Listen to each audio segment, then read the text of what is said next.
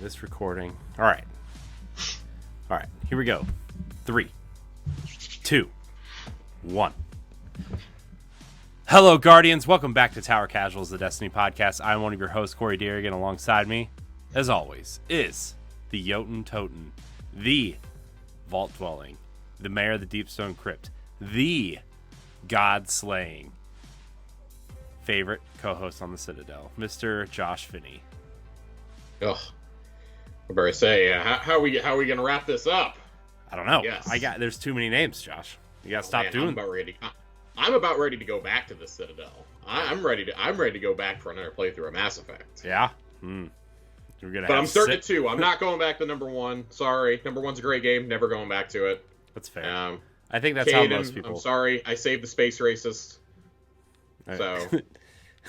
I saved the space racist. She has a powerful arc in the third game if you save her. I mean, it's better. I'm just kidding. I haven't played Mass Effect 3 in so long. I just totally remember. It's better. If you don't make the right choices as quickly as possible, you definitely have to shoot her. So that's a little awkward. Yeah, it's but awkward. No, it's great. It's great. It's fine. Great. It's fine, guys. It's great. Everything is fine. We're all fine here now. We're all fine. How are you? How are you? I made that joke at work today, and only like one person laughed. Nobody understood it. I was like, "You got it." I hate it so much. Every time I crack a Harrison Ford joke, nobody understands it. Yeah, I was like, "You got it. I see you. You got it." Josh, by the way, very Corey. excited. I'm very excited. Before we get into Destiny talk, Josh, I have something to share with you. Why are we excited? There's like a 30% to 50% chance I may be going to Disneyland this summer. What? For work. For work? Yeah. What? Yeah. Crazy. I know. Like work at Disneyland? Yeah. That's so weird. I know, but it's going to be cool. That's cool. So, I'm very... Take pictures with Moon Knight for me. Moon Knight is at Disneyland, and I'm so upset that I can't be there to see it. I know. Don't worry, Josh. I'll get it. We'll get there. Thank you. Take pictures of him and Peter Parker for me. I've already made lists, and if we go, I already made lists of rides and things I need to prioritize. Avengers Campus is definitely like number 1 or 2 on the list. So. That sound you hear is me frantically typing as I send Corey money from PayPal to buy me things. Buy you Disneyland exclusive Marvel and yeah, buy me Marvel stuff. Yeah, I'm good on everything else. A Moon Knight mask. It's funny because I was supposed to. I've had to punt my trip to Anaheim like so many times because of COVID and Star Wars Celebration kept getting pushed back. I finally sold my tickets last year. I caved, sold them beginning of last year, didn't know when the show was going to be. It was like, I don't want to sit here and hold on to these for another 18 months. I'd rather just have the money back in my pocket. Man, kind of regretting I didn't keep those tickets now. Seeing the panels that are going to be there. We're going to Kenobi, we're going to Cassian Andor, Mando Season 3, Jedi Fallen Order 2. I'm a little bummed I won't be there for it. Yeah, see, look what you did, Josh. Look what you did. It's the week before my 30th birthday. I could have had a great Memorial Day weekend. Instead, I will be watching it at home on the internet with the rest of you and watching pirated footage. Mm-hmm. Yeah. So, it is what it is. It is what it is. It's okay, Josh. But Corey, you know what else? What else, Josh? There is like a 30% chance you and I are both on vacation at the same place at the same time. I know. What if... No, you know what we need to do? Seriously, if we are there at the same time? We have to do Tower Casuals live from Earl of Sandwich. Oh my god. That would just be like that would be the literal dream. Ladies and gentlemen, we've joked about this for quite a while with I mean even off air, but oh man. If Corey and I were both in the same place, I would bring my laptop and we would do it. We would do it flat out. Yeah. Not kidding. Not even kidding, Josh. Not even kidding. Yeah, we're on vacation with another couple. Who cares? Yeah, you're there with your kids. Who cares? Yeah, who cares? Look. Okay. Here's Corey's kids. They're guesting on the episode this week. My wife and kids will be there. My parents are going. Your partner's going to be there. Why don't we? We're going with another couple. Yeah, just send them somewhere, anywhere, for like just give us an hour. We each get 2 or 3 sandwiches. We review the sandwiches on Tower Casuals. We talk a little Destiny. It won't be the same without the Hawaiian barbecue.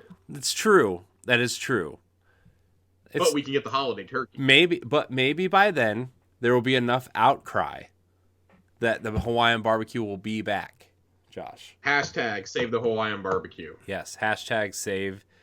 Everybody tweet at Earl of Sandwich. Hashtag save the Hawaiian barbecue. Okay. At one point, the social media manager for those accounts did listen to this show. Yeah. Yeah. And they like my tweets once in a while. I need an audience. They follow us. They follow both us and the show on Twitter. We need an audience with the Earl himself to set this right. Yeah. Yeah, we do. We do. Look, I'm not asking for you guys to like sponsor the show, although if you would, I would. That'd be great. It'd be awesome, Just throwing that idea out there. You can keep that in your back pocket. This conversation is just about saving everyone's favorite sandwich. The Tower Casuals sandwich. It really is the Tower Casuals sandwich. It is. It is. It's what I like to imagine that Cade or that Crow would order when they go. Yeah. Yeah. It's like if they order ramen, we order sandwiches. We order the Hawaiian barbecue, and I do like ramen a lot, though. I know, but this is Earl Sandwich we're talking about, Josh. I know. Josh, you realize in the last... Speaking of Earl Sandwich, you realize in the last 3 months I've been within literal feet of an Earl Sandwich and didn't get one? That's unfortunate. I know. Because I definitely texted you when we were on vacation, was like, dude, guess what I'm having for dinner tonight? You're like, I'm going to one next week. There's one right by my hotel. I know. And I was excited. He did not go, ladies and gentlemen. He did not go get a sandwich. I did not. I didn't have time. And by the time I did have time, they were closed because for some reason they closed at 8:30, Josh, which is blasphemy. Listen, they have a great it's a great company with good benefits and a great work-life balance, okay? It's fair, but when I'm working till like 9:30 and I'm hungry and I walk past and they're closed, Josh. That's just bad luck. Come on. Well, anyways, Josh, we're not here to rant and rave about Earl of Sandwich. We'll do that in November. We are here to talk about Destiny. More specifically, Josh, besides the TWAB, the collector's edition pages were published. The secret pages. We should make this really clear. Yes. So in the collector's edition, there was this fancy little book, as seen here, if you're watching this on YouTube. And there are lots of pages of lore throughout here. It's pretty great. But there were some secret pages of lore that were indecipherable that we had to kind of assemble from the community. And we had to assemble strands and whatnot. It's kind of wild. Everybody had something secret that they had to submit. There were like little glyphs and graphs and everything else. And it took weeks of raid secrets putting this together for this to be a thing. And then finally, Bungie was like, all right, we're going to publish this for everyone who does not go to the cesspool that is known as Reddit. Or more specifically, to raid secrets. So that was great. And in the words of our friends, our friend A1 Johnny, he took a bathroom break at work and was like, I thought that this was just going to be like a normal lore drop like they do on the website. He's like, I had to go back to work. It was so long. This sucker is 8,000 something words long. That is a quarter of the length of Harry Potter and the Sorcerer's Stone. That's a beefy write-up. It is an absolutely beefy write-up. So we're going to pull some of our favorite tidbits from that to discuss during Lore Corner tonight. And we're going to discuss like the most unorthodox, wacky Trials weekend I think I may have ever seen. Yeah. Other than the win trading. The win trading is probably like number 2 to this. This is something that I don't even know how this happened, but it sparked a really, really great discussion, I think, with a lot of members of the community, and with some more prominent creators from both PvE, PvP, even the lore guys were getting in on it. The dev team was getting in on some of these discussions. It was a lot of really, really good talks. So we want to break down some of those comments and talk about those, and kind of like how do you make it more enticing? Because I think the reward structure is there now, but how do you keep enticing us past like that first or second weekend of the season? So yeah. But as always, Corey, we're gonna start at the top of the show with the TWAB. Let's do it. TWAB. TWAB. The TWAB. So, really, I mean, just really simple TWAB this week. Dungeon and raid update. Master raid, Vow of the Disciple, is going to launch on the 19th. For those of you who've never done a master raid before, the power level is going to be 1580. So the seasonal cap will always be plus 30. Yeah. It'll be plus 30 of what the cap is. So not 30 above the pinnacle cap, just 30 above the normal cap. So like I'm hovering right around here, I think, myself. If you add my artifact power in. For challenge hardy players, completing challenges at master difficulty offers progress towards the raid seal, and each encounter completed also has a chance to drop an adept version given weapon for the raid. The adept versions look kind of dope. I'm almost like less inclined to get the adept versions of these weapons though, knowing that I can go craft the raid weapons with my own perks now, and my own enhanced perks at that. I would need to see an actual comparison of like how Insidious, for example, stacks up against a crafted one with my 2 perks that are enhanced. I would need to see how that works out, how Cataclysm maybe works out, Submission. I think those are like the 3 that I would really want to craft, and I want to see how those are doing. I did craft an Insidious the other night, and I'm really excited to start leveling this sucker up. It's the first weapon I've crafted and actually wanted to keep like all season, that I didn't just say, hey, I'm doing this for a triumph. The challenges really haven't been that bad. I think the one in the Caretaker challenge is just you can only deposit 1 symbol at a time. Like if you've got 3 or 4 runners and just whoever's not in there is shooting ads, I think you're okay. We did the one on Rolk on Tuesday night, which was just never lose the buff during the dunking phase. Somebody always has to have it, so we were just trading it between like 3 or 4 of us, which is how you're supposed to do it for the double dunk strategy anyways. Just like some really simple stuff. It's actually not, they aren't punishing challenges like they have been in some of them before. Like I think there's one where in VOG where you can only kill Praetorians with supers. What? Or after they're integrating or something. That's on the Confluxes encounter. That's one of them. Yeah, it's wild. Like the Templar one. Sometimes they line up with how you already do it. So like the Templar challenge, for example, is I think it's always block him. You have to block all of his movements, and well, that's how we do it anyways. So especially being able to burn him down, that was super simple. Doing the challenge is always cool when it's that given week, because you can get the bounty from Hawthorne done, but you also get an extra loot drop during that. So, for example, I got double weapons at the end of the raid. I got Lugray's Ruin out of it. The Solar Glaive. Nice. I lost the word there for a second. Yeah, Rolk's Glaive. I managed to get that. No exotic, unfortunately, but I got the glaive. That's all that matters. But who cares about Master Vow of the Disciple? Okay. Old raids and dungeons are coming back, baby. We're freshening up the raid and dungeon experience in Season 17. This is designed to make raid and dungeon content a bit more enticing over the course of a season, while also providing more ways to play when jumping into different activities with friends and clans. We're breaking up the rotator system into seasonal and weekly categories so players can have additional freshness when taking on the weekly hunt for power. The seasonal rotation, for example, will have each season the newly released raid, and the newest dungeon will grant pinnacle rewards for all encounters. As an example, in Season 17, Vow of the Disciple and the upcoming Redacted Dungeon. Outside of these, we'll have a raid rotator and a dungeon rotator, each offering a pinnacle reward once completed. For those wondering about the weekly rotation, this particular inclusion will have a chance to feature all raids and dungeons not listed as the seasonal rotation.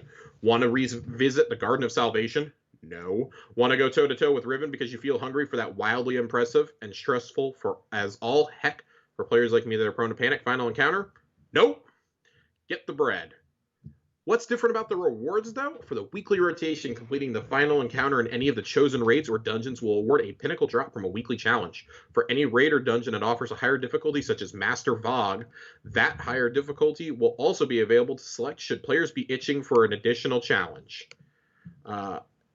And so, okay, that's cool, but come on. I mean, I think when we all heard this, we expected, oh, this is going to be like Age of Triumph all over again. It's going to be Age of Triumph. Are we going to get some new armor? Are we going to get some new ornaments? Are we going to get new perk pools on these guns? Nope, we're not getting any of that, but you can now farm. All lockouts on encounter rewards for legendary gear are being removed, which means all legendary drops in both raids and dungeons will be 100% farmable if you so choose. So this is really exciting, in particular for me, I think, with Deepstone, because I have wanted another succession role for quite a while. I have one good succession roll. I've had one good trustee roll. Both those took forever to drop for me. Or excuse me, succession dropped really quick, but trustee took forever to drop. I still don't have commemoration. I have like 23 clears on this fucking raid. Still don't have commemoration.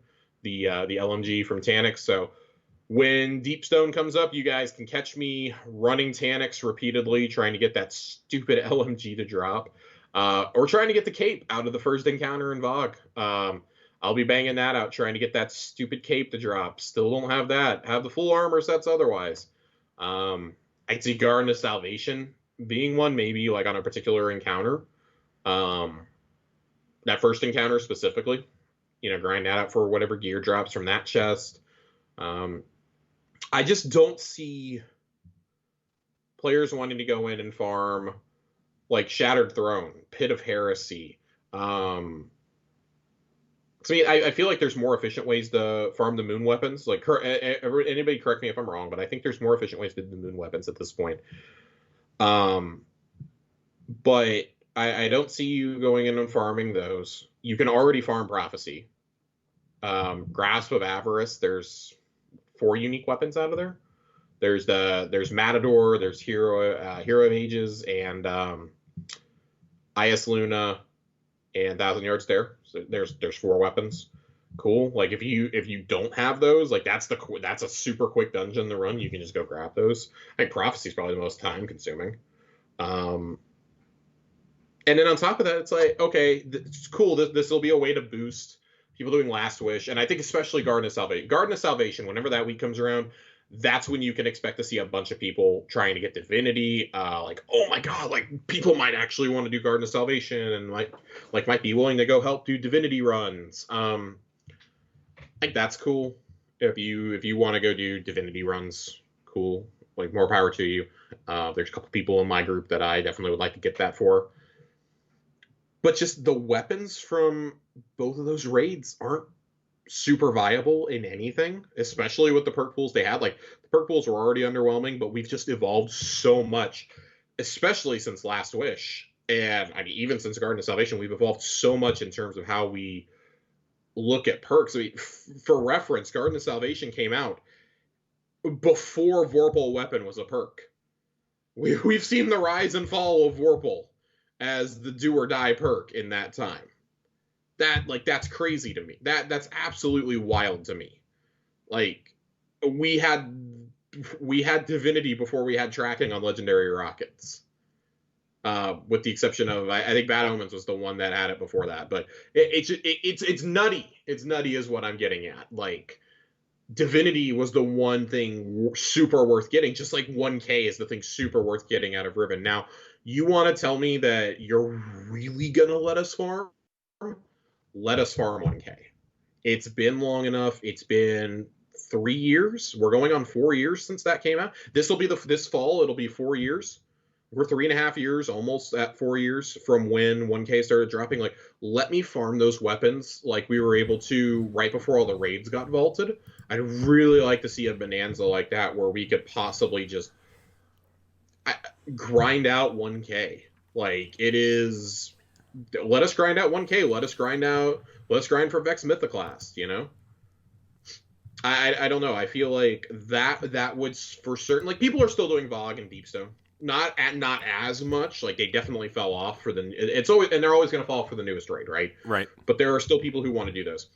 Like, let me go in and farm those exotics. Let people go in and farm Eyes of Tomorrow.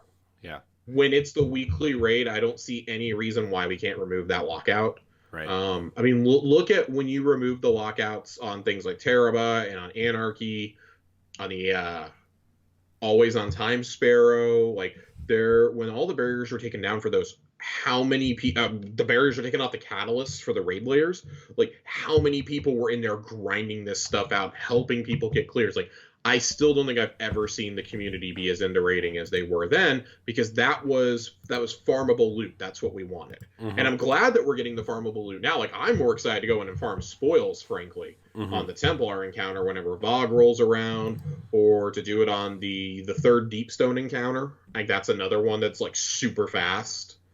Hell, even Tanix isn't that bad. Like, just go in and farm a whole bunch of spoils, and then take said spoil. I know you only get 3 per encounter. Take those spoils right back on over to, Vow of the Disciple, and buy some red border weapons each week. I'd like to finally get the Always on Time Sparrow. Yeah. For example, like, I think there's plenty of things you can do here. And I think it's a good first step that Bungie's taking here, but I don't think we should be celebrating doing something that I think is the bare minimum, and it's taken us this many years to get this now. So it's cool. You can go complete those collections. I know a lot of people really would like to get the full raid armor for Last Wish or for Garden. I for sure would like to get the armor for Garden. I'm totally down with doing some Garden runs, even if it takes a few seasons to get through it. But I don't see an immediate impact for the community the part of the community that's really been asking for this. It's kind of like, well, there's no benefit to this for us. The weapon, even updating the weapon perk loadouts would, I think, entice a lot of raiders to want to go back in. Instead, we're looking at and going, 2 of these are among the biggest pain in the butt raids ever released in Destiny, and certainly one of the longest in Last Wish. Right. Like, why would I want to torture myself with this for weapons that just aren't that good? Right. So, I don't know. Maybe I'm just talking to my ass. Again, like, I don't see anybody wanting to do those like, extensively, except for the exotics. Yeah, I mean, but you make a good point, though. I mean, there's still people who have done, like, 20 or 30 clears of Vault and haven't gotten Vex, right? And, like, it took Destin Legary 50-something clears to get Vex with the class. That's what I'm saying. That's wild. That's what I'm saying. Wild. And it shouldn't take that long. Like, I understand, like, okay, yeah, the probability of it dropping is low, but, like, it should be higher, like, every time. The probability for the exotics dropping should go up once it's eligible to be in this playlist. Once it's had its 6 months, it should the chances should start going up. I'm sorry. Right. It should. Like, I think the initial drop rate needs to be higher to begin with, or you need to strike a healthy balance between this is an RNG exotic drop and this is a quest exotic. Like, Divinity was so wild. The stats literally show that there are just as many people with Vex Mythoclast as there are with Divinity, despite Divinity being out for 2 years longer. Like, do some of this shit as a quest. Give me some extra puzzles to solve inside this raid. I actually really don't mind that. I think that's one of the coolest things about Destiny is they hide puzzles within bigger activities. But, give me the quest beforehand so I could see, maybe keep an eye out for what I need to be doing, and, right. Oh, I didn't get into my first run. Okay, well, I'm going to run back through and just do a run to try and get Divinity now. Like, right. I thought that was such a cool quest and I think, like, especially when it comes to something that's a utility weapon like that, or something that's a legacy weapon like Vex Mythoclast, like, it should be like that. Like, Eyes of Tomorrow, let Eyes of Tomorrow in 1K, let those be RNG exotics, but you need to bump that RNG up. Right. It needs to go way, way up. Yeah. Yeah. The longer that a raid has been out, I think the more accessible those should become. I'm not saying go throw them in the kiosk, because I do think you need to at least do the raid a couple of times. Like, if you've only... and this was my point, too. I had a friend who was getting upset that he didn't have Vex. I'm like, you've only done, like, 5 or 6 runs of Vogue. Like, I get the frustration because you don't have the shiny toy that everybody else has, but, dude, like, I was subliminally lucky to get mine to drop when I did. I got mine on my very first clear VOG. I got it opening weekend. Cool. I never got it in D1. I never touched that gun in D1. I didn't know a single soul that like lived near me who had it. I never saw it in person. I saw videos online. That was the closest I got to Vexmith class. Like legacy exotics like that, I think should be quest based. Yeah. And I think that's probably a discussion for another time. But especially if you're going to start tying exotics to like, and this is just me speculating. Like, I imagine there will be some sort of exotic pursuit with the dungeons. I can't imagine that there's not, even if it's just an RNG one. But just like, come up with like, I don't know, come up with a healthy medium. Like we were discussing in our Vow of the Disciple breakdown, how John and I just could not believe that Lubray's Ruin was not the exotic. And Collective Obligation was. Like, Collective Obligation probably should have been the Season Pass exotic, in all honesty, because it's all based around Void 3.0. Like, what does that have to do with Rolk? Right. His glaive, which literally is a mechanic in the raid, is somehow not the exotic. Yeah, that's strange. It's weird. It's another baffling decision, but I don't want to dwell on that too long. I've already dwelled on this for way too long. Rotator raids and dungeons coming next season. Go farm them. Go have fun. Prophecy is probably the big one. Prophecy and Deepstone are worth farming. Patch notes preview. There's just a lot of really basic stuff in there. You guys can check that out. There's a whole bunch of little things here and there. They did do. I do want to make note, they did something that's just like kind of a quality of life thing for right now, because in 6 weeks weapon crafting is changing. There is a consumable item that will allow for the viewing of element counts, because you can't see any of that right now. It's acquired through the Relic Conduit. It is not a limited item you can discard and reacquire at any time. This will be rendered obsolete in 6 weeks. Yeah. So if you're doing a lot of crafting, or you're worried about your material counts, go get this. Most of us do not need to worry about this at all, I would say. Yeah. I would say almost none of us need to worry about this. Artifact players with all 25 artifact mods unlocked can still reset the artifact for no additional glimmer. Resets are free once you've unlocked every single thing. Cool. Yeah, there's really not a whole lot. Hotfix going out on Tuesday. Some of the things that are going to be fixed are the Lucent Executioners in the Throne World. They aren't rotating. That's going to be fixed. Combo Tracker and Wombo Tracker Ghost mods will track Throne World chests. The newness shine on gear that is always on there and never goes away is finally disappearing. After 2 months of driving up a fucking wall every time I look at my character, it's finally going away. Nice. Finally. My armor has been glowing for 2 months now. I don't know if everybody has this problem or if it's just me, but it's been driving me bonkers. So I'm glad they're finally addressing that. You'll be able to grab Reckless Endangerment out of collections, which you were not able to do for the longest time. And the Devour timer will be fixed for Warlocks. But there's not a lot beyond that. Right. Next week is going to be the big behemoth TWAB. We already know it's going to be. We know as of right now it's going to be weapons based. It's going to be one of those really long ones. I'm going to bring a beverage while we go through it. There's a lot of stuff coming for the next season. I would not be shocked to hear something about maybe a hint as to what subclass we're getting. We'll be about a month out when we meet next. So, yeah, we'll be about exactly a month out. We'll maybe 4 or 5 episodes left until Season of the Risen wraps up. But if you have not already, I encourage this all the time, but really go look at the art of the week. I think that these sketches of all the team mechs are great. Yeah. It's cool. It's a lot of fun. My favorite though is the final one, the creation of the disciple, and it's the Witness and Rolk, in the Jesus and God painting, the Michelangelo painting. It's in that style. This is great. About 100% less nudity. Mm-hmm. That's great. I really like that. Team Mech did win by a lot closer of a margin than I thought. 52 to 48%. Yeah. Yeah, that's insane. Like, who voted for monsters? I want to know those Okay, listen. people. I have a feeling people voting monsters were all hunters. Because who does not want that cloak? Yeah, but I mean, like, jeez, still. I want the cloak. I honestly, dude, I want the glowing claw boots and hands. I kind of want Team Monster for hunters, but man, how do you go wrong with a Gundam, with Mewtwo from Pokemon the first movie, and Metabee from Metabots? How do you go wrong with any of those? Right. Yeah. You don't. You don't.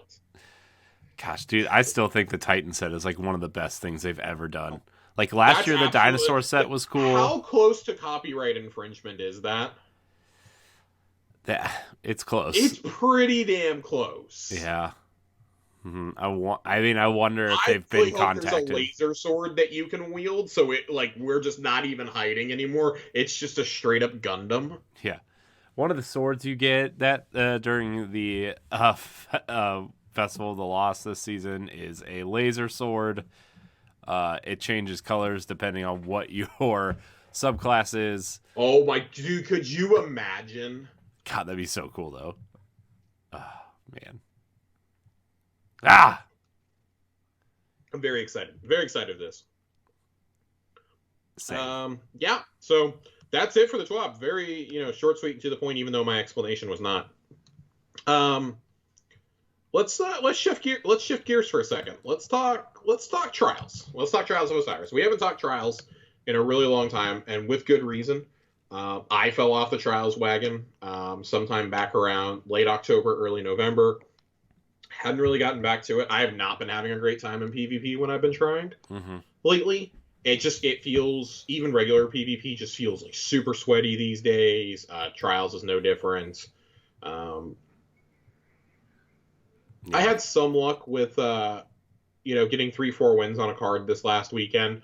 And I think that's because so many people were playing because of a glitch that happened. Mm-hmm. So for those of you who don't know or maybe need a refresher, last weekend there was discovered that there was a glitch with the Passage of Confidence, which is a passage that you unlock after you go flawless for the first time in a season.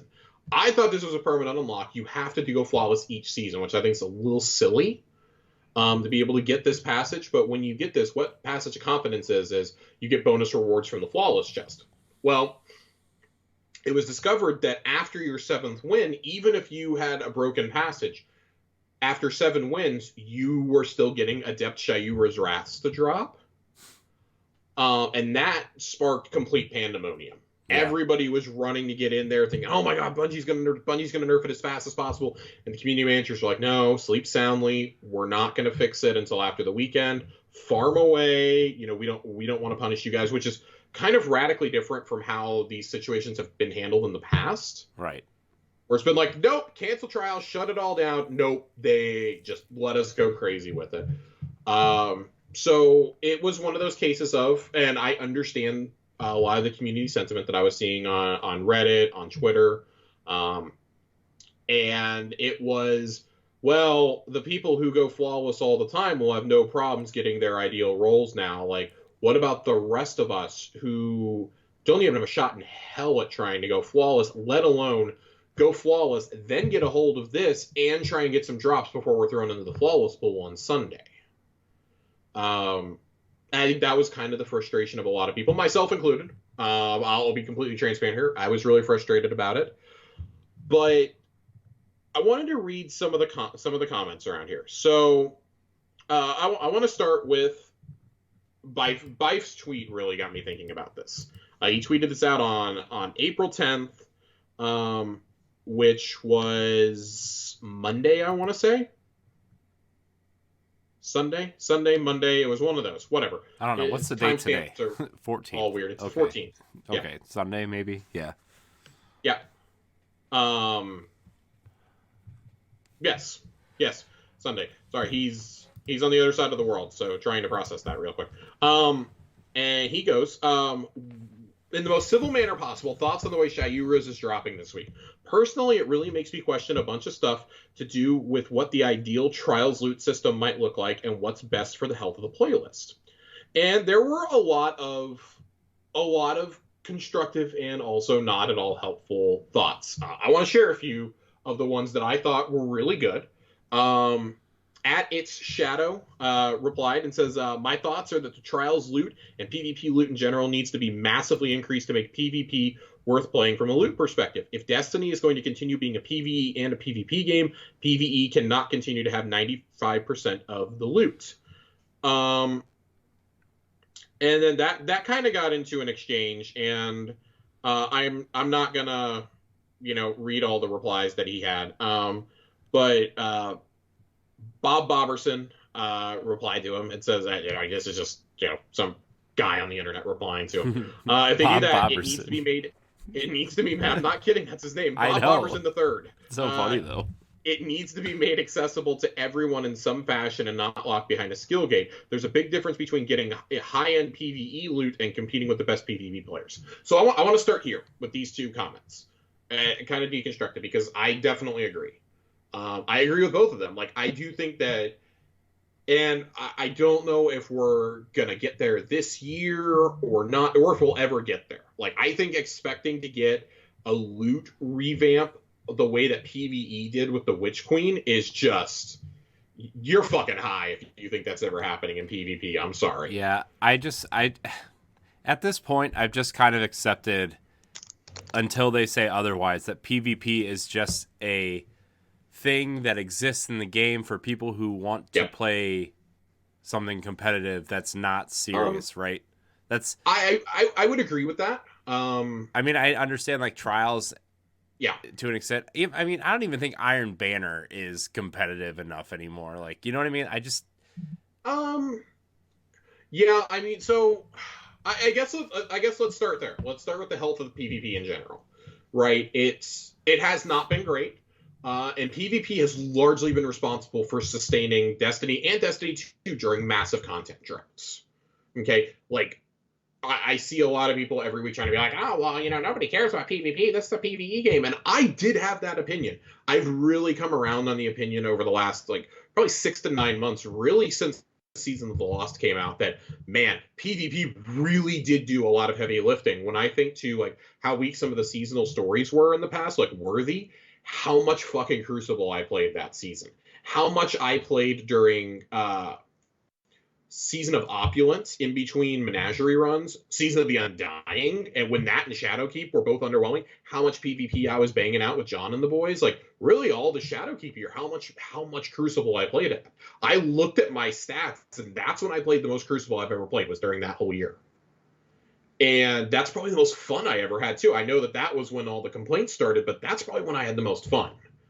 Trying to chase things like Mountaintop and Recluse. And I'm not saying that we need pinnacle weapons like that, but I do think that if we can look at how Iron Banner every season gets 2 new weapons, for example, but some seasons they've gotten 4 new ones. I don't think it's unreasonable for us to say, okay, PvE has all this awesome loot. Can we have a dedicated PvP loot pool and not just drip feed 1 new weapon into Crucible, 1 new weapon into Trials, along with maybe 1 updated if we're lucky, and then, Iron Banner will get 2 weapons. No, let's get some new Iron Banner weapons. Let's get some new new Trials weapons will help improve the health of the playlist, because more fresh players want to come in and play them. I got to get the new loot. I thought for sure people would want to go in there and get these new traits that are dropping on the Trials weapons. I got to go grind out my favorite roles again. Nope. This weekend, though, had the 2nd highest population ever for Trials. That's crazy. Ever. The only week that beat it was the first week Trials returned last year. Right. Right when they kind of announced everything, right? Yeah. Yes. When the new loot system started, that was the only time that it has been higher in Destiny 2's history. That is wild to me. And it was because there was loot that was farmable. So that's where I agree with Shadow. Okay? PvP needs its own loot pool. Totally agree. There need to be some new, we get a couple new Nightfall weapons a season. We get a whole seasonal suite. At least a whole seasonal suite. We usually get some reprised weapons in there. We get new raid. We get new dungeon weapons. Let's get, another couple of weapons in this Crucible pool. let's go. You've got some in there because you drip fed them in there. Let's get a couple more, and then let's start rotating some things out. Once you've got a full pool, then yeah, you could rotate out and do 2 new weapons a season or something. Like, okay, we got 2 new weapons to put in. Let's take out Frozen Orbit and I don't know, whatever came with Season of the Chosen last year. I don't even know what weapon dropped at that point. Like, I can't remember off the top of my head, but take those 2 weapons out. Here's 2 brand new ones for you. Like, this is a deeper conversation, I think, than just Trials needs better loot. But to get back to the Trials point, like, how things need to be more accessible, an idea that I kind of had over the weekend was, what if there was a way that, because they've said that they want to incentivize you continuing to play on flawed cards. Mm-hmm. And right now, getting 20 matches and, just building up rep, like, yeah, that's fine and dandy, but I consider myself a mediocre PvP player, but I have pretty damn good rolls on just about every single Trials gun at this point. Like, I've been very fortunate to get some great Adept rolls. I went to the Lighthouse, I think, 3-4 times last season for the first time. It was great. It was fantastic. I would like for there to be a way that, okay, once even if you have a flawed passage, if you just stick it out and you get to that 7th win, you get like a 25% chance at getting an Adept weapon drop afterwards. Or you get a token you can go turn in and you can get one Adept weapon a week if you stick it out and get your 7 wins. You know, like, it does. I don't know how that works with collections and how it's currently set up, but add more cosmetics, shaders, weapon ornaments. We have a memento in there this season. Some new ships, sparrows, ghosts. I don't know. Like, when I say ornaments, I mean, I'm thinking like exotic ornaments. I'm thinking maybe some legendary ones for some of these Trials weapons, like some special armor ornaments or something. I don't know. Like, let incentivize people to want to go flawless still and reward those people who are able to do it. Right. But man, make some of the best loot in the game more accessible, like this, or do this once a month or something where, like, hey guys, we're not doing it on Passage Confidence. It's going to be on Passage of Mercy. Get your 7 wins. Even if you have a flawed passage, you will have a 20% shot at getting an Adept weapon at every single win after your 7th. Mm-hmm. That would incentivize me to keep my card and not sit there and reboot it. And do it on like a double Trials weekend to boot. So that way, you're not only getting that, but even if you're losing, you're still getting XP. And the XP gains have got to change. It's got to be improved somehow because it sucks right now. Yeah. It was cool at first. It's terrible. It's just downright terrible and miserable right now.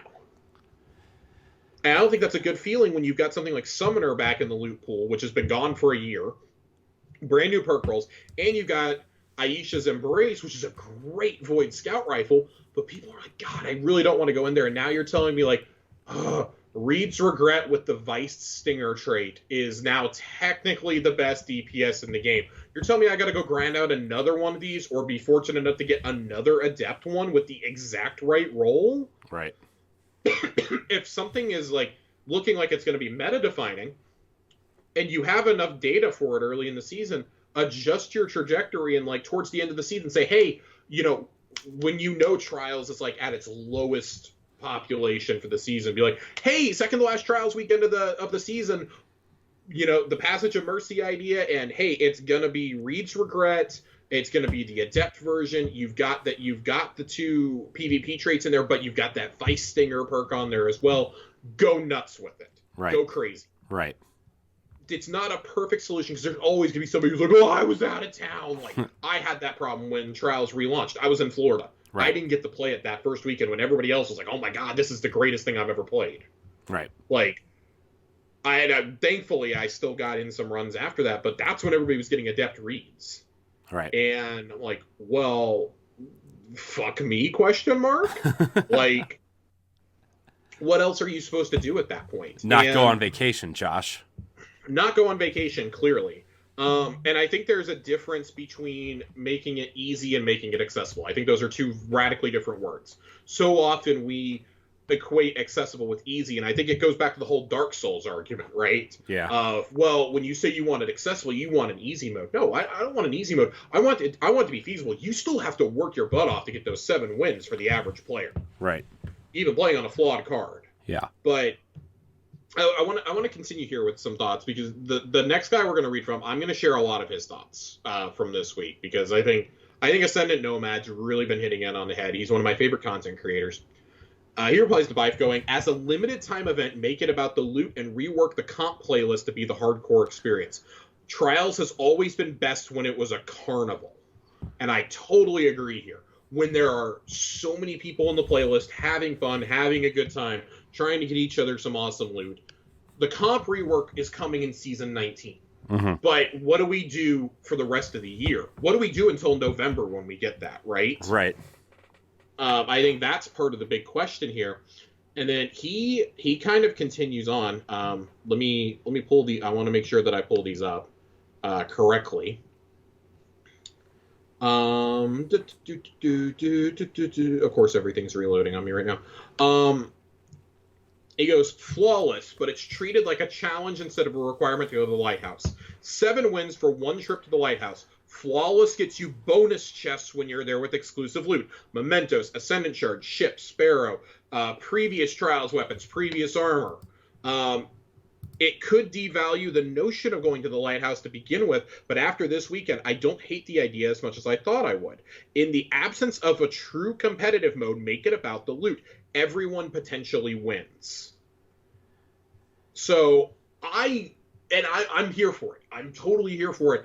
I have seen more PvP-centric players calling for something like this weekend than I ever have before. Because I do think that there needs to be, more loot, but there needs to be more incentive to go to the lighthouse, especially if you start making it easier and easier for us to get the loot. There shouldn't be this feeling of when I finish a match, I get nothing out of it in Trials. I should have a chance at an engram or a weapon or an armor piece to drop just out of the blue. Maybe a 15% chance. Yeah. Okay, I shouldn't have to go get my 7 wins to then sit there and start farming this shit. Right. Which you can do now. If you get the 7 wins and you keep playing, even if you have a flawed card, you can get engrams, you can get prisms, you can get cores, you can get all that, golf balls to drop, you can get all that stuff. But keep the really exclusive stuff. Remember the outcry around the weapon ornaments when they did them on the exotics during the Trials relaunch, during Season of the Worthy. We had them for the Colony, Ace of Spades, and Outbreak Perfected. And it was like, why is this here? Why can you go buy these things, and why are they not rewards from the Flawless chest? So now I find myself going, okay, I know that you're potentially devaluing your profits, but could you imagine there being a special ornament for the latest raid exotic in there? Right. That you can then take into PvE and brag to your friends about. You're like, oh, look at this. I think that would incentivize so many people. If the loot is cool and abundant, they will come. This is a loot-based game. Mm-hmm. And I always see the complaint, oh, well, what about Borderlands? What about Borderlands? Borderlands doesn't have to worry about this. Right. Borderlands is just straight up a PvE co-op game. Yeah, it's not even the same game. It's like no. The only thing is that it's a first-person shooter and you get loot. It's like not even the same type of game. I hate when people compare Destiny to Borderlands. It's really annoying.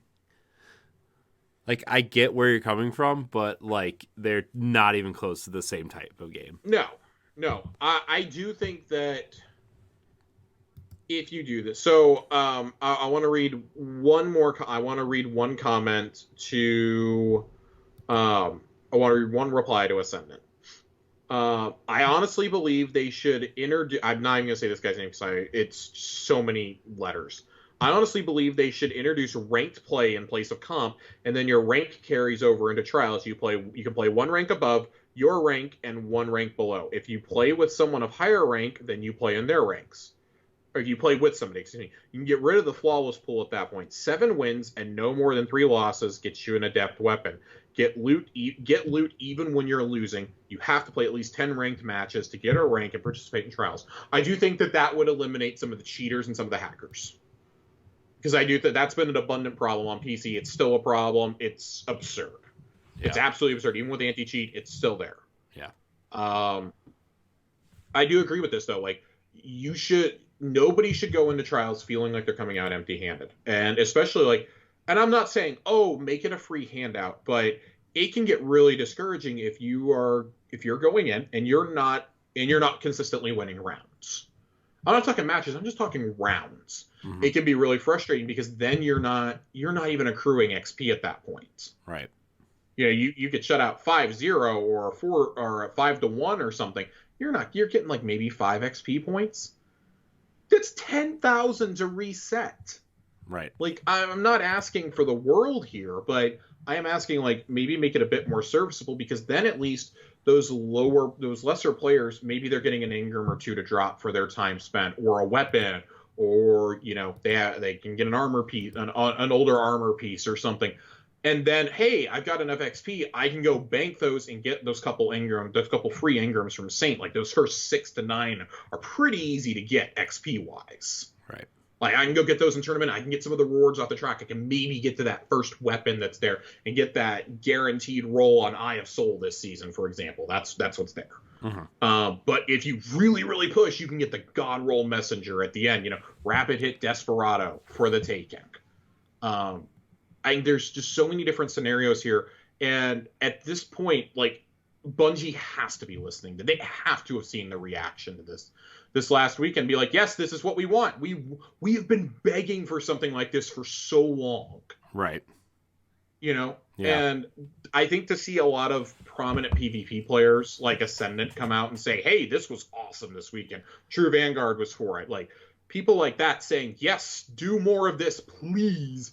Like, Vanguard was on vacation, and even he's like, hey, I'm seeing all the reactions. Please do this. Please do this some more. This is awesome. Yeah. This is awesome. More people have the chance to get this. Fallout Plays was talking about saying, hey, this needs to happen. Like, if you have the ability to go get this card, go get it. It doesn't matter how long it takes you to get those 7 wins. Just suck it up and do it. Right. Because you're going to be the better for it. You can get one of the best weapons in the game. You can get the top tier version of it. And brand new perk pools on it. Like, why would you not want that? Right. So, any more thoughts on trials? I don't have any more comments to really read here.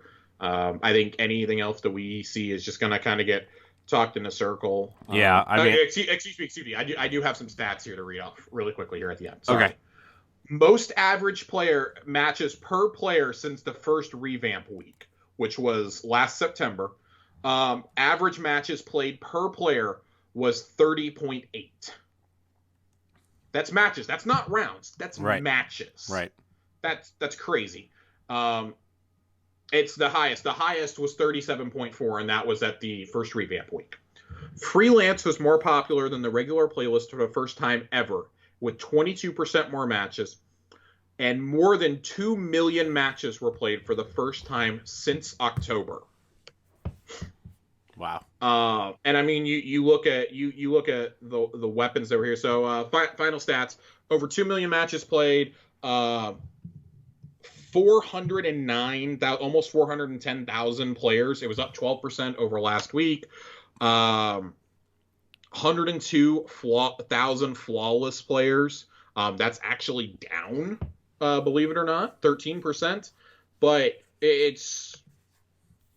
this is nutty. Like, you cannot look at this and be like, oh, we accidentally did something right. We should definitely do more of this. Corey, right. You were going to say something.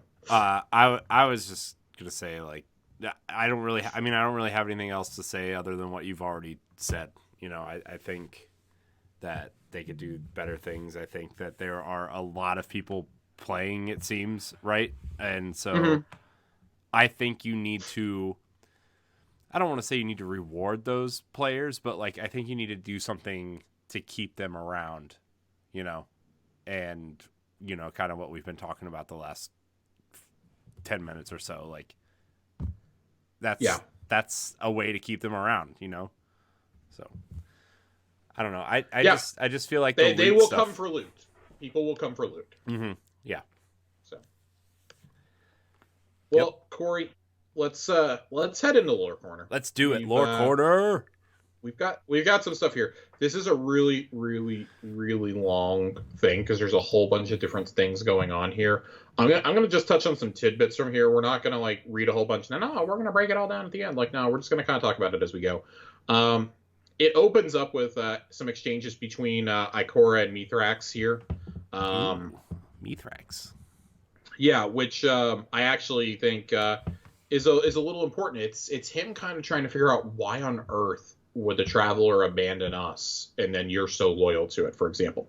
So, dear Ikora, with respectful courtesies and a proper bow, I've read the text you sent, and I understood very little. My thanks multiply. Truly, my knowledge of the light is distinct from your own. For me, light is in the air and in the joints. It is eaten. It is received in radiation and discharged in neuron. It is not separate from the physical world. It is the world. You speak of light as an intervention in a reality from outside, parallel to causality. This is not my sense of light. But as you say, I should not diminish my own kinship with the light, for it is in all places and things. So I do not try to be a false guardian. Instead, I preach to my people that we must be the best Elixni we can be. But there always there is the question, why did the great machine leave us? Why it became your traveler and stayed to guard you? This question haunts all Elixni. It makes us think we are fallen. I have accepted the traveler is not mine to judge, but even without judgment, I am curious. Why did the traveler leave us but remain with you? I do not ask for an answer, only your thought. Dear Mithrax, with my own proper Irelis, what if the traveler abandoned you out of mercy to give you a chance?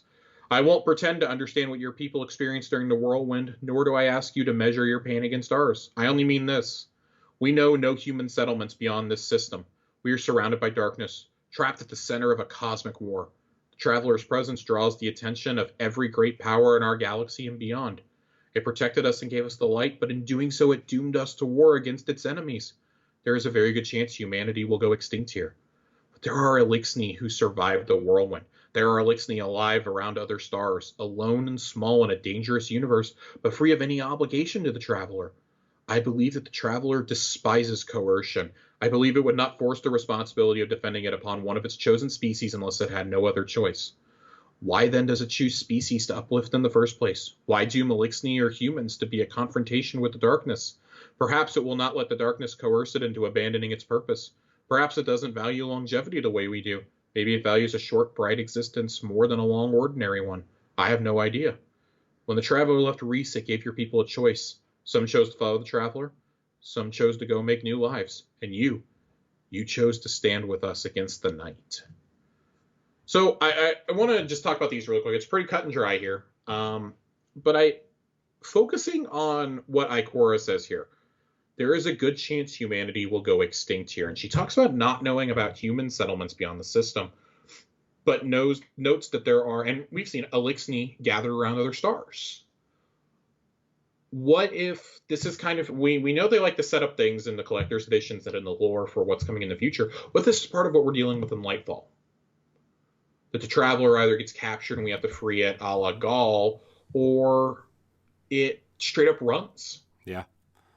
You know, and in an effort to save us, but ultimately it ends up dooming us. We've long had the theory that we're going to abandon Earth and the last city in Lightfall. I mean, or even the solar system at the end of Final Shape, right? Like, I do. Yeah, I 100% think this is setting us up for that. And I do think, I've joked like, oh, well, we're going to leave with Mithrax and, we're going to go see Reese. And I mean, it's not that far-fetched. Like, you're telling me there's other Elixni collectives out there? Yeah. What if we encounter them? Like, that's still a way, I think, to keep them as enemy characters then. Right. Oh, you're fighting marauders and raiders. We know that's what the entire civilization boiled down to after the traveler abandoned them. Right. They became more like Aramis than they did Mithrax. And even Mithrax was that for a while, right? Yeah. So I think that there's definitely, there's some hints here for sure. Right. I mean, the questions Mithrax is asking are legitimate questions, right? And like, it's just how the Elixni have responded to that question, right? Is like most of them follow this one path, and Mithrax chose to follow a different path, but they're still seeking answers, right? It's when they're trying to like murder us in the Cosmodrome, like that's totally a valid, like. It's totally a valid action for them, right? Because they felt abandoned. Especially when you think about the Legend of the Saint. Yeah. how they see us ultimately. Yeah. If we're continuing to discuss, things that are coming in the future, there's a message here that's about the drifter. If the light forgets while the darkness remembers, then why does a ghost's power of determination let it access latent memories imprinted in the dead? That's paradoxical. That should be property of darkness. How can such fundamentally opposed forces do the same thing? Am I as shallow as those guardians arguing over power levels, trying to force a simple binary upon a complex spectrum? The drifter talks about spectrums of light, powers this ghost can access because of its modifications. Forcing the metaphor, I thought, light is not light. It doesn't have frequencies or spectra. But if we're all constrained by our internalized ontology, by our tact understandings of how the world works, maybe the circumstances of extreme survival compelled the drifter to explore a new ontology. Maybe his ghost achieved a new way to think about the light. Mm-hmm. And I think that this is interesting for a few reasons. So, ontology is defined as the branch of metaphysics dealing with the nature of being, or as a set of concepts and categories in a subject area or domain that shows properties and the relation between them. So we're getting really deep here, right? Mm-hmm. But if this is all about trying to figure out, new ways to survive, and the drifter did it before any of us, and it says, now they describe his ghost in the next line. Says a sacred void would not be ashamed to think she knew less about the light than a greasy near cannibal with a mutilated ghost. Are we going to modify ghost at some point? Are we getting ghost modifications beyond just resource detectors and extra XP boosters? Is that something that can possibly happen? And I think there is evidence later on in all these transcripts. Yeah, are the ghosts gonna be similar to weapons and armor eventually? I would think so. I'd actually be kind of surprised if it didn't. Mm-hmm. There's another section in here, and I mean, again, if we read all these, we'd be here all night. There's a few paragraphs here, and counterintelligence. Update review, and it's really dealing a lot with Aramis, Varix, and Mithrax. This person kind of floats assassinating Mithrax. VIP 3987 Mithrax, the self-styled Kell of Light. This agent urged skepticism regarding reports of 3987's cooperation with Guardians. Those reports have been confirmed. The outcome was that he was welcomed into the city with a colony of fallen, leading to civil unrest. This ugly episode reinforces the volatility of human-fallen relations. To quote the past report, one or two sympathetic outliers cannot be relied upon to erase the wrongs of past centuries, nor should their good faith efforts to correct the sins of their forebears be taken as sufficient symbolic reparation. Note that the reliable intelligence places VIP 0013, the warlord guilty of the sack of London's survivor populations, within this fallen colony. This agent strongly urges extradition of 0013 for trial. The magnitude of 0013's crimes cannot be lessened by time or personal transformation. I don't think that we know who 0013 is. I'm actually fairly certain we don't know who it is. Mm-hmm. I'm checking real. I had a cheat sheet for these at one point. I do not think that we know who 0013 is. My guess would be possibly Spider. That would be about the only one I could think of, unless it's just somebody we don't know about yet, which is entirely possible. But that is that's something that happens there. They talk about Aramis and how they think that Varix is going to turn on us as soon as it's advantageous again. He may have helped us seal Aramis, but he is going to turn on us 100% as quickly as possible. Oh, Varix. They literally describe him as a turncoat here. There's just a lot of stuff here. I'm scrolling through. I'm trying to find exactly what I was looking for, because there's some really great stuff in here about the Truth to Power lore book from the Dreaming City. Later on, a lot of this is talking about games. groups. Ikora and Zavala are playing a game of Go during part of this, and everything's kind of being likened to a game at one point or another.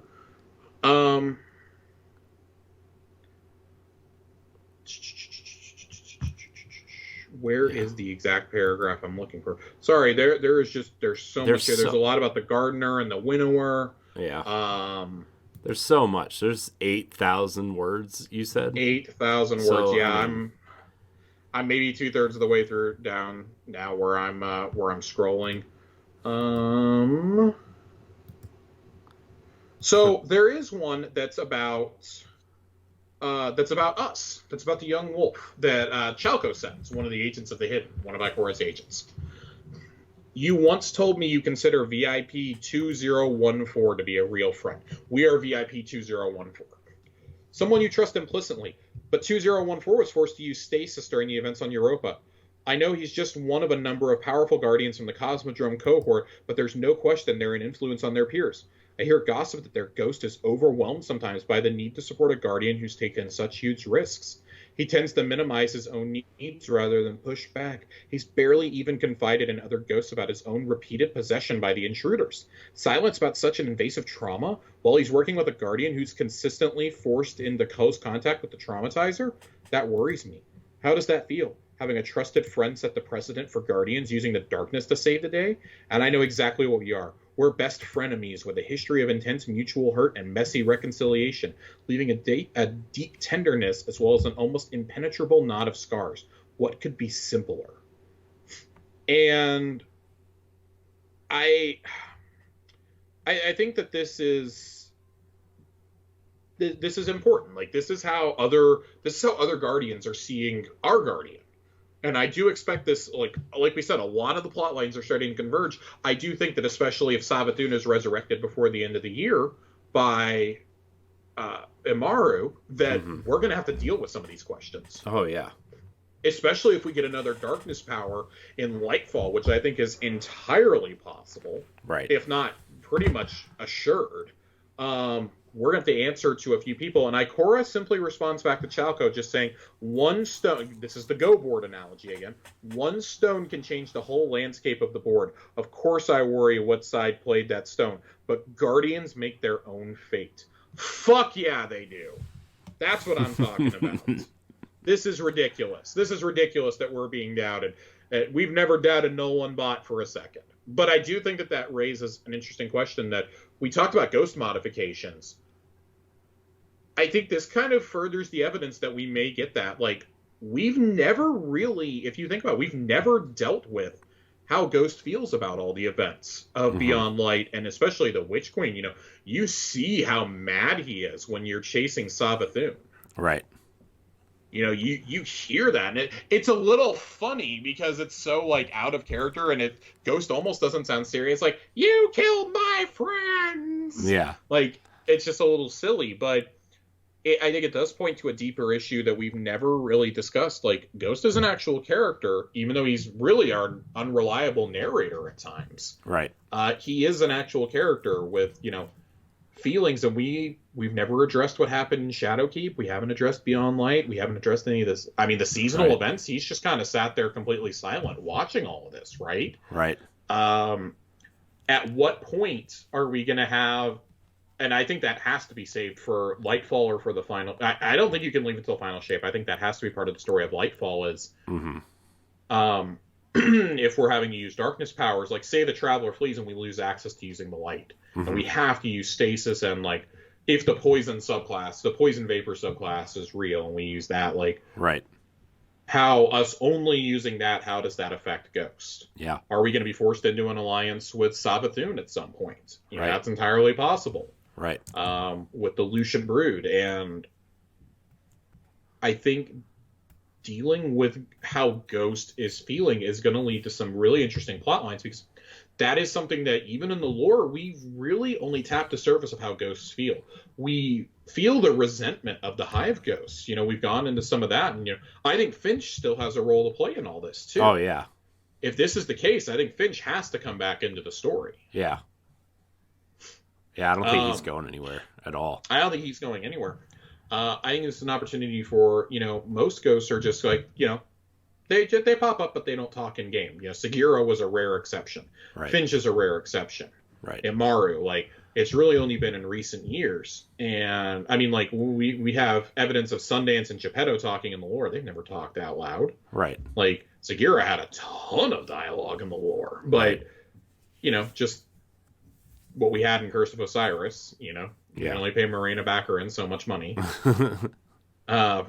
Give her more. But you look at all that, and then I think where we end here, and this is a mega exchange. This is the Truth to Power one, and all I'm going to read on this, because I think it's fascinating who wrote it.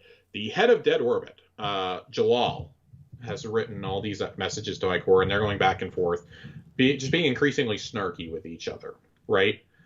I give up. We may have quit the tower, but I still need your help. For 3 years, we've had our best analysts working on the documents slipped to the Guardian via the Queen's Court, the so-called Truth to Power manuscript. All we've got to show for it are burnt fingers and bad arguments. Here's what I believe we know with confidence. The author of all these documents is Savathun. The documents are an extension of Savathun's strategy in the Dreaming City. They're Cyrillic, deceptive, and fond of the "you did exactly as I planned" mantra. There is no encrypted content. Any solvable encryption scheme would have been discovered by the mass scrutiny of ghosts. Therefore, encrypted information is little different from plain text, so there is no purpose to adding solvably encrypted information. Any unsolvable encryption scheme would remain unsolved and is thus equally purposeless. Therefore, the true message of these documents can be obtained simply by reading the text. The true message concerns A, the importance of singularities in Savathun's personal cosmology, and or B, instructions on how to mantle Savathun. We've had ships sweeping the edge of the system for orbiting singularities, but we don't know the mass of the distributary or exodus screen's outward vector at the time the distributary formed.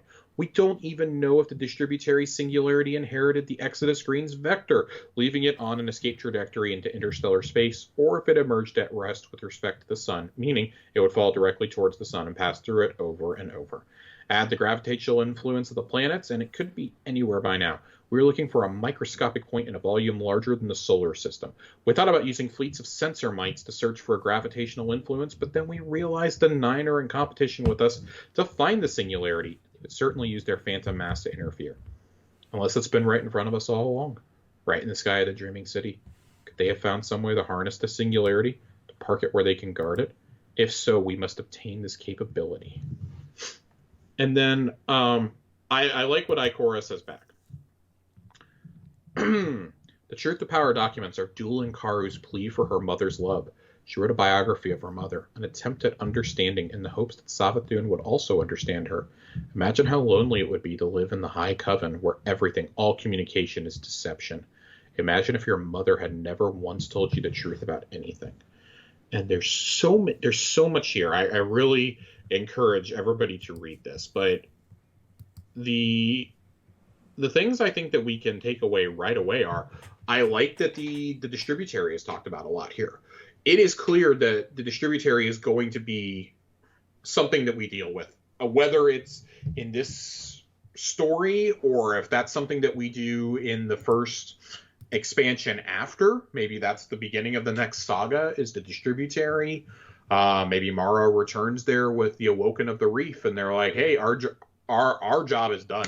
If the Awoken want to stay here, they can, but we're going to go back. We're going to go back where we came from. And it's entirely possible that something like that happens. But I think that it's interesting that we have this discussion happening now about Truth to Power. A lot of this is just stuff that we've known forever. Mm-hmm. We've known a lot of this. We knew it was all deception from the very beginning. And I also like that farther down, they have made the player who got to level 999 and went into the Shattered Throne and beat it solo, without dying, trying to prove a point. They actually made that a plot point in here. She may have already accomplished what she wanted. Some damn fool guardian carried out her instructions on a dare. I don't know why she wanted a powerful guardian to destroy Dulin Karu in the ruins of Mara's throne, but she wanted it to happen, and I'm guessing the effects weren't felt here. I think she got a glimpse into a world above our own. maybe even a kind of influence. Of course Savathun is still with us. She walked among us as Osiris. She tricked us into removing her worm. She hasn't vanished into some higher reality.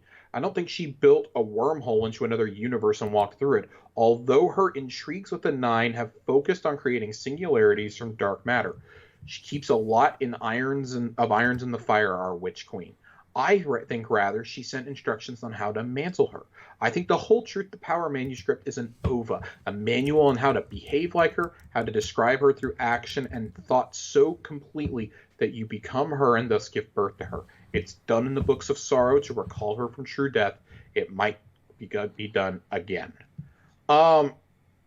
Something else that happens here at the very end of this. Savathun, part of what Ikora and Jalal are speculating on throughout all these exchanges is that maybe, and they're kind of metagaming here, right? Like, well, maybe they're kind of breaking the fourth wall. Like, well, maybe, this is all just a simulation, Mm-hmm. And Jalal ends with this. The light is non-computable. It cannot be simulated in conventional physics. That proves that any universe with the light cannot be a simulation. Our universe can contain simulations, but it cannot be one. Maybe this other world Savathun touched is subordinate to ours after all. Maybe they are the ones who exist in our minds, a dream of a purely material world, adrift in the true cosmos of light and dark. Poor frail dreams, the things she would do to them. And this is just kind of like a meta commentary on the whole thing, and because Savathun's broken the fourth wall, taking over Twitter accounts and going into the TWAB and things like that. Like, they've had a good bit of fun with that, and I really hope it never goes beyond like, oh, we just had some fun there.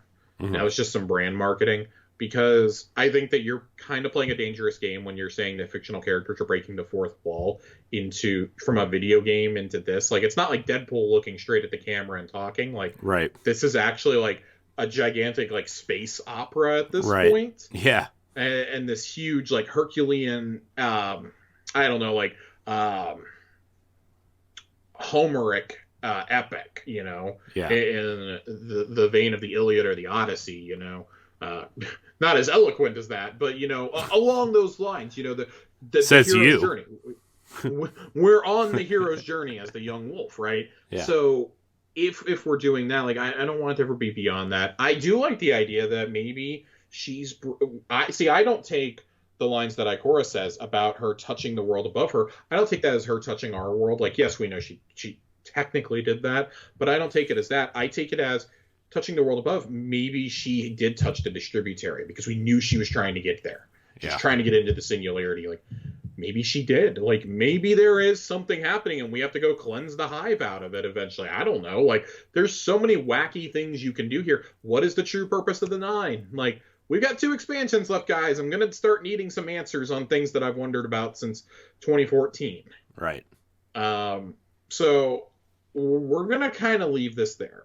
There is so much to unpack here. We touched on, like, maybe a sixth of what's in here. Yeah. There's a lot about the psychometer that comes in the collector's edition. There's a lot of tests that are being done, a lot of analysis. There's a lot of really great stuff in here. And there's still some stuff from the collector's edition book that I want to dive into while we've still got some time left in this season. Mm-hmm. Specifically some Fenchurch lore. Right. That we get. I think there's some really great stuff.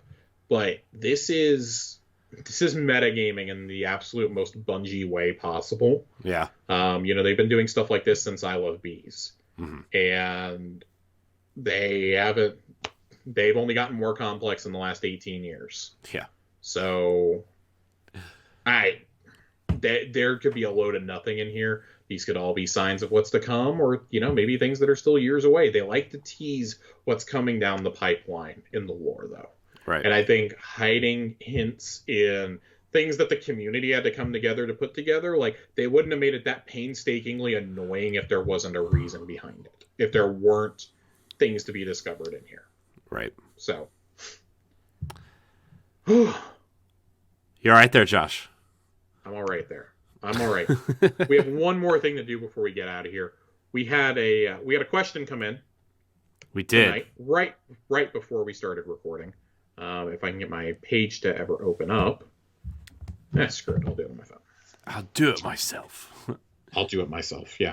My laptop is like, no, you're trying to do too many things at once. Yeah, dude, my laptop is I can hear like, it chugging right now.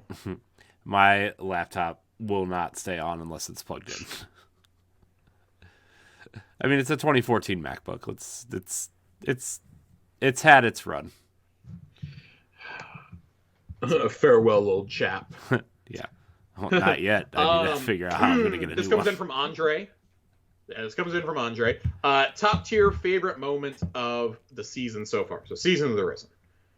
Corey, I'm going to let you go first on this one. I mean, I think it has to be the whole Valis Forge scene, right? I mean, that's what makes sense for me, at least, right? Where, Crow messes up and Saladin takes the fall, and he becomes Valis Forge, and that whole scene, and then obviously Zavala is ready to like fight back, but then so the wild thing here is he's Brachus Forge, and then they promote him to Valis. Yeah, he gets promoted. Yeah, this is wild.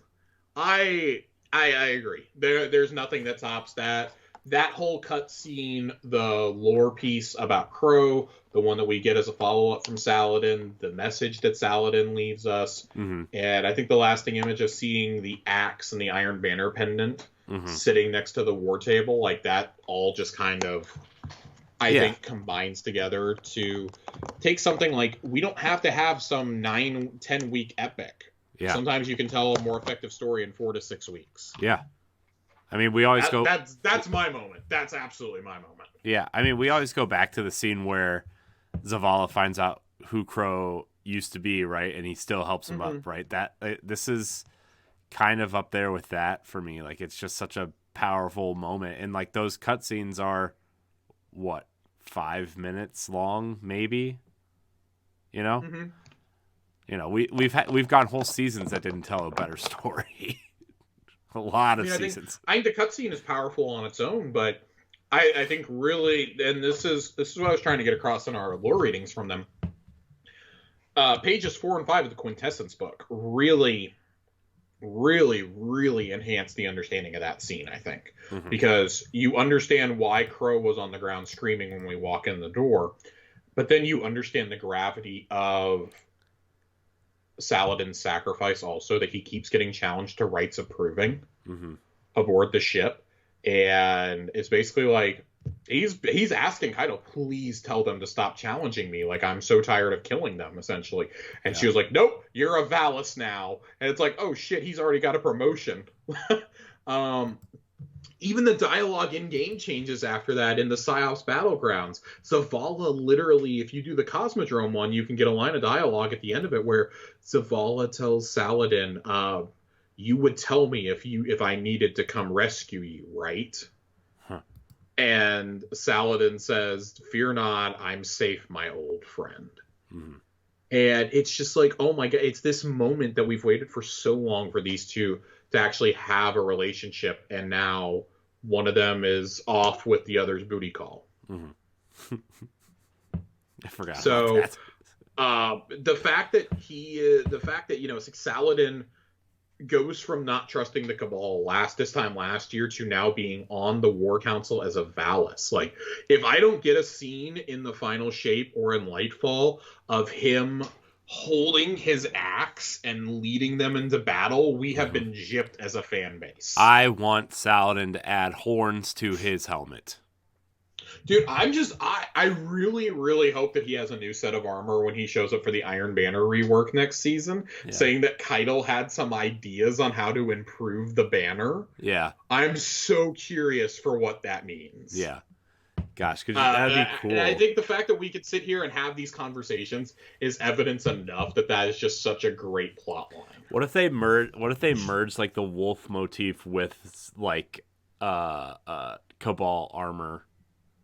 Dude, what if the wolf motif is Cabal dogs for a season? What if? So you know how the ornaments look this season, right? The Scion kind of looking thing? Yes. What if they made like a robotic wolf set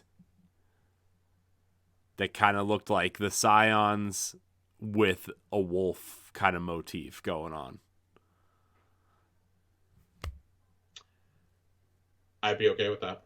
Yeah. Dude, give me, instead of the Iron Banner wolf logo, give me that, but with the Cabal War Beasts for a season. Yeah. That's what I want. Oh my god. Okay, so you remember the wolf cloak I from do. Destiny 1? I do. Give me that, but a Cabal dog. Wow, my gosh, that'd be awesome. Would that be considered cruel by Keitel, or would she be willing to donate a few million for the cause? I think she'd be all right with it. This is how you're gonna finally get your furry monster boots, Corey. It's gonna be Iron Banner armor instead. We've gotten so much Cabal stuff. Like we got the Scion Sniper back in Season of the Dawn as a legendary. We have Grand Overture now. We've gotten Heir Apparent. We have the Scion armor. Yeah. Which, can we just note how much better the Scion armor is than like the dildo-looking armor that we got last year? Oh my gosh! Remember, like the Titan helmet had like the 3 balls on top. Oh, so ugly, dude. It's so bad. It's so terrible. It's something that's only familiar if you go into the bowels of the internet or into a Spencer's circa 2006. I would argue that you could probably go into a Spencer's now. It still exists there. It just, are they still in business? The store hasn't changed since 2006. Please email us, towercasuals@gmail.com, if there's still Spencer's open at your local mall. I'm curious. If you have this a is local market mall research. still. With that, we're going to go ahead and end the episode. Yeah, tonight. get me out of here. I want to thank everybody for watching and or listening to this episode of Tower Casuals. You can follow us on Twitter at Tower Casuals. If you have a question, tweet at us or email us at towercasuals@gmail.com. You can also subscribe to our YouTube channel if you would like to watch the video versions of the episode. Video versions go up on Saturdays, and of course the audio goes up on Fridays. Josh, where can we find you? Twitter at Josh_Finn, 2 N's. Yeah, I don't really have anything witty to say this week. Just, man, go watch Severance. It's really fucking good. Go watch Severance. Severance is great. That's what I hear. It's really intense, but it's good. You can find me at I am Corey HD on Twitter and Instagram. You can find, I don't know. I'm not really doing anything right now either. So, except hosting other shows, but you can find that there. Anyways, I want to thank everybody for watching and or listening to Tower Casuals. If you listen on iTunes or Spotify, leave us that 5 stars, and we will see you next week. Goodbye, Guardians. Bye-bye.